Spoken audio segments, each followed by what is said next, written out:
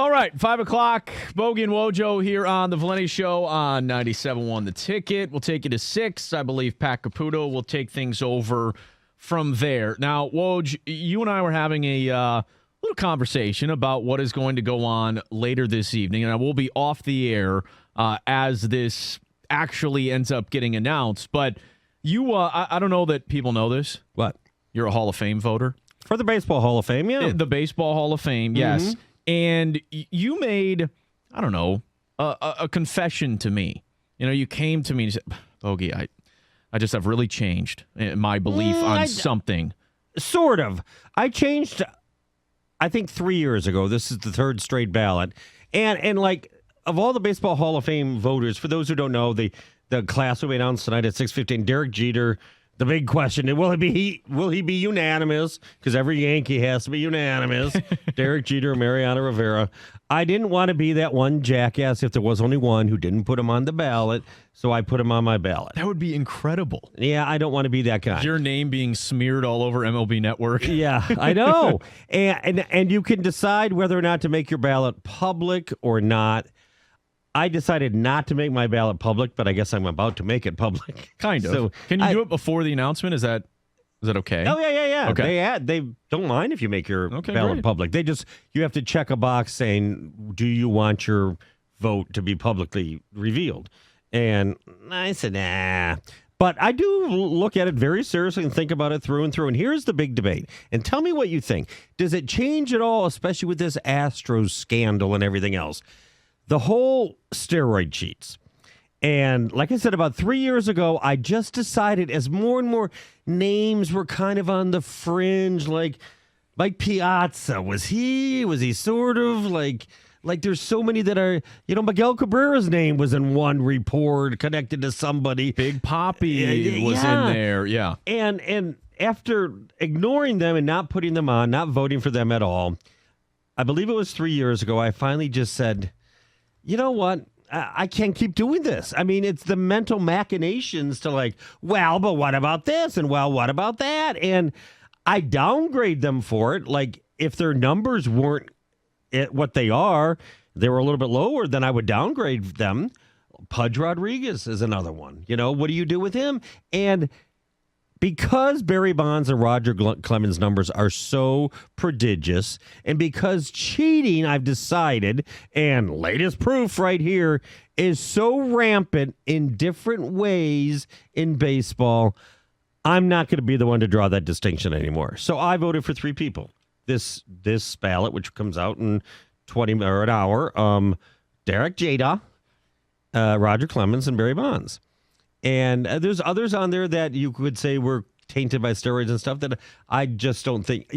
If I feel in my heart that you were a steroid guy, which Bonds and Clemens pretty much were, then your numbers have to be higher than somebody who who I sort of think is clean, all right? The thing is anybody in baseball left that's really 100% clean in every way?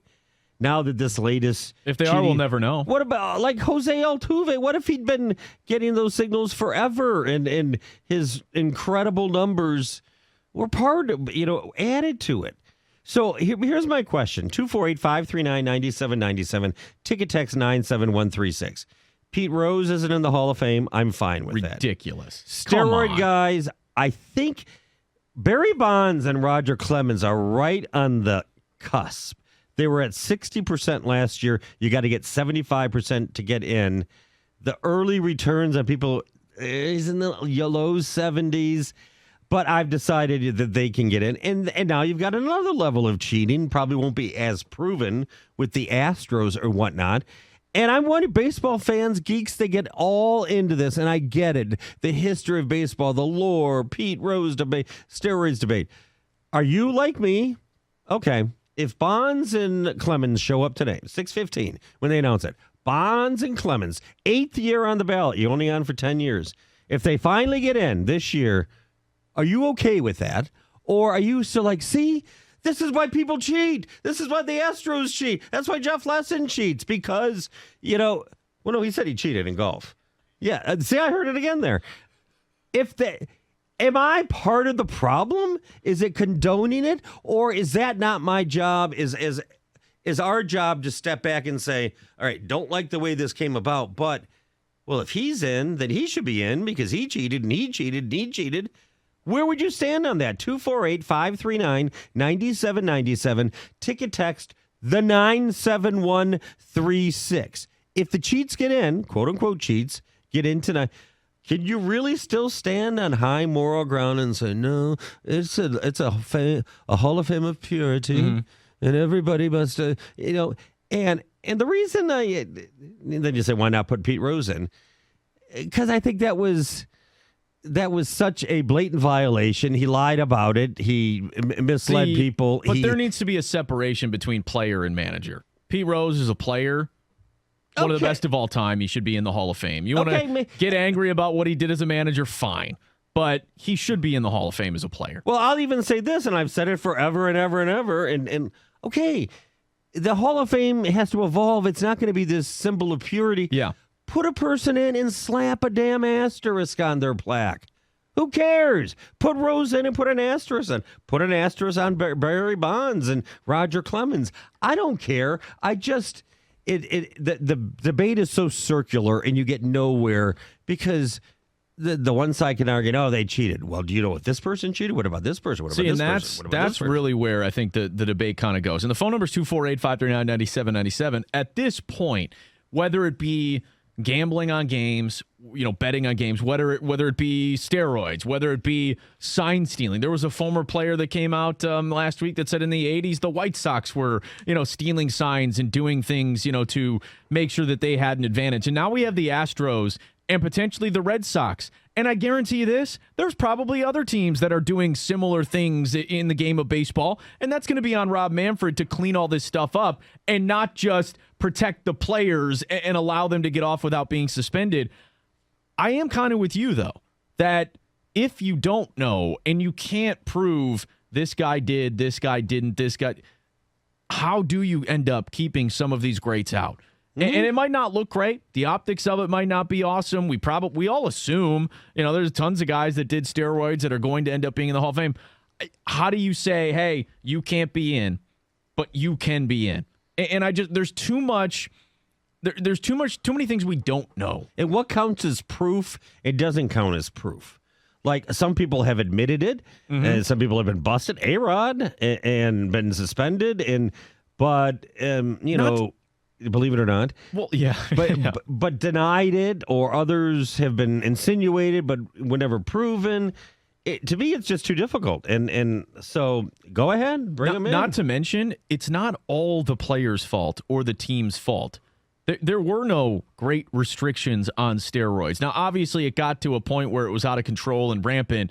And then you get to the point where, okay, now, we need to monitor this stuff and test for this stuff. And now you're seeing that, 80-game suspensions or whatever for a second violation, and then, potentially a ban for life moving forward if you keep getting caught. They've taken care of that. But prior to that, baseball didn't monitor it. They didn't really care. No, they didn't. And let's be honest. The home run race between Mark McGwire and Sammy Sosa. Baseball loved it. It was incredible. That to me, I grew up with the Tigers in the 90s, okay? So basically I grew up watching terrible baseball every single day. The 90s, not the 80s. 90s, yeah, you're right. Yeah, watching awful baseball. Bad, yeah. But Mark McGwire and Sammy Sosa made me a much bigger baseball fan. You can't deny that Barry Bonds wasn't, although, questionable, wasn't great for the game. And Roger Clemens wasn't great for the game. In a weird, sick, disgusting way, they were very good for the game, and they put up unbelievable numbers. Time, they were. And if baseball is concerned, you're celebrating and spotlighting steroid use because you're putting them in many ways, if you don't put them in, you're more spotlighting steroid use. Wait, Barry Bonds and Roger Clemens aren't in. Why again? What went on again? And so I say put him in. And on Pete Rose, this person had the exact answer, and I was going to look up the article, but he laid it out nicely. Pete Rose accepted his ban to stop the investigation, and part of the ban was him being remorseful and not continuing to bet on baseball. He hasn't complied. It's true. He was, I think, caught continuing to bet on baseball after the quote-unquote ban. Just saying. At that point, who cares? I don't know. It doesn't matter to me. The phone number is 248-539-9797. We got ticket text at 97136. Wojo, noted Baseball Hall of Fame voter. Okay, yes. Applaud him for that. You've made the distinction. You know what? There it is, yeah. And I'm sure we'll hear Pat Caputo at 6 o'clock talk about his Baseball Hall of Fame voting, and he'll probably react to it live. But are you to a point where you're okay with guys who have been linked to steroids, guys who have been linked to cheating, whatever it may be, getting voted into the Hall of Fame? Are we kind of to that point? Because you don't know what you can prove and you don't know what you can't prove. And it was rampant, just like now perhaps other forms of cheating are rampant.